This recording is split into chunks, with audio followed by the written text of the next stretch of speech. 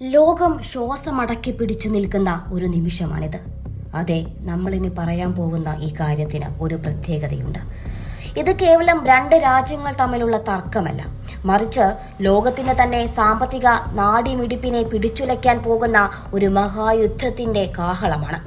Hormuz കടലിടുക്ക് എന്ന ലോകത്തിലെ ഏറ്റവും തന്ത്രപ്രധാനമായ കപ്പൽ പാതയിൽ പുകയുന്ന കനലുകൾ അന്താരാഷ്ട്ര രാഷ്ട്രീയത്തിൽ എങ്ങനെയൊക്കെ പ്രതിഫലിക്കുമെന്നതിന്റെ കൃത്യമായ സൂചനകളാണ് ഇപ്പോൾ പുറത്തുവരുന്നത്. സാക്ഷാൽ അമേരിക്കൻ പ്രസിഡന്റ് ഡൊണാൾഡ് ട്രംപിന്റെ ഏറ്റവും പുതിയ മുന്നറിയിപ്പ് വെറുമൊരു വാക്കല്ല, മറിച്ച് ഇറാന് നേരെ ഉയർത്തിയ വിനാശകരമായ ഒരു താക്കീത് കൂടിയാണ്.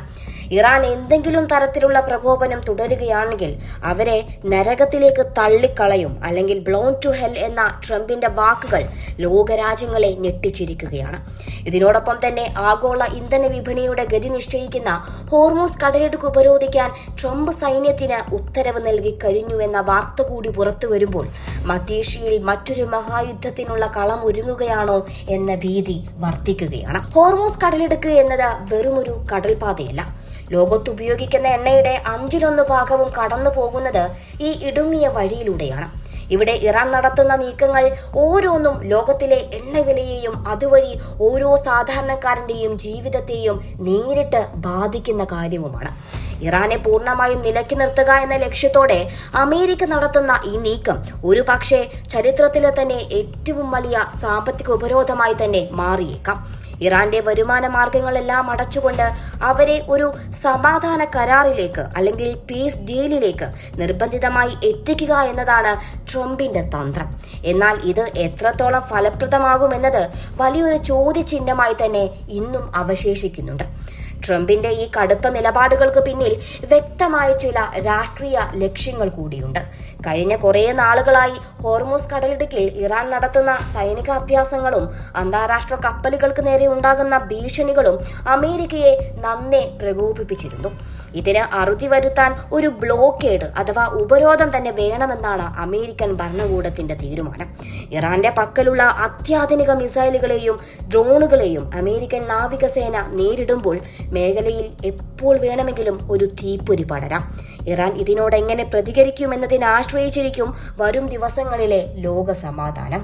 ഈ വിഷയത്തിന്റെ ഗൗരവം വർദ്ധിപ്പിക്കുന്നത് ഇതിൽ ഉൾപ്പെട്ടിരിക്കുന്ന ആയുധ ശക്തി തന്നെയാണ്. ഒരു വശത്ത് ലോകത്തെ ഏറ്റവും വലിയ സൈനിക ശക്തിയായ അമേരിക്കയും മറുവശത്ത് മധ്യേഷ്യയിലെ കരുത്തരായ പേർഷ്യൻ പോരാളികളും. സമാധാന ചർച്ചകൾക്കുള്ള സാധ്യതകൾ ട്രംപ് മുന്നോട്ട് വെക്കുന്നുണ്ടെങ്കിലും അത് പൂർണ്ണമായും അമേരിക്കയുടെ നിബന്ധനകൾക്ക് വിധേയമായിരിക്കണമെന്ന കടുത്ത വാശിയും ഇതിലുണ്ട്. സമാധാനം വേണോ അതോ സർവനാശം വേണോ എന്ന് ഇറാന് മുന്നിൽ ട്രംപ് വെക്കുന്ന ചോദ്യം ആധുനിക രാഷ്ട്രീയത്തിലെ ഏറ്റവും വലിയ വെല്ലുവിളി കൂടിയാണ്. അത്യന്തം സങ്കീർണമായ ഈ സാഹചര്യം ഒരു സിനിമാറ്റിക് ആയ ക്ലൈമാക്സിലേക്കായിരിക്കാം ഒരു പക്ഷേ നീങ്ങുന്നത്. കപ്പലുകൾ തടയപ്പെടുന്നു, സൈനിക വിമാനങ്ങൾ അതിർത്തിയിൽ വട്ടമിട്ട് പറക്കുന്നു, ലോക നേതാക്കൾ തിരക്കിട്ട ചർച്ചകൾ നടത്തുന്നു. എങ്കിലും ഹോർമൂസ് കടലിടുക്കിലെ തിരമാലകൾ ഇപ്പോഴും ശാന്തമല്ല. വരാനിരിക്കുന്നത് ഒരു വൻ യുദ്ധമാണോ അതോ തന്ത്രപരമായ ഒരു സമാധാന കരാറാണോ എന്നത് വരും മണിക്കൂറുകൾ പ്രവചിക്കും. അമേരിക്കയുടെ ഈ കർക്കശമായ നീക്കം ഇറാനെ മുട്ടുകുത്തിക്കുമോ അതോ തിരിച്ചടികളുടെ ഒരു പുതിയ പരമ്പരയ്ക്ക് തുടക്കമിടുമോ എന്ന് കണ്ടറിയേണ്ടിയിരിക്കുന്നു. ലക്ഷക്കണക്കിന് മനുഷ്യരുടെ ജീവിതത്തെയും ആഗോള സാമ്പത്തിക വ്യവസ്ഥയെയും മാറ്റിമറിക്കാൻ പോകുന്ന ഈ നിർണായക നീക്കം ചരിത്രത്തിൽ എവിടെ രേഖപ്പെടുത്തുമെന്നത് ലോകത്തെയും അവിടുത്തെ ജനതയെയും ഒരുപോലെ മുൾമുനയിൽ നിർത്തുകയാണ്.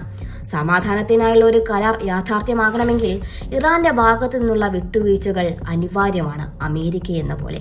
എന്നാൽ ട്രംപിന്റെ നരകതുല്യമായ മുന്നറിയിപ്പ് അവരെ ചർച്ചാമേശയിലേക്ക് എത്തിക്കുമോ അതോ യുദ്ധക്കളത്തിലേക്കോ എന്നത് മാത്രമാണ് ഇനി അറിയാനുള്ളത്.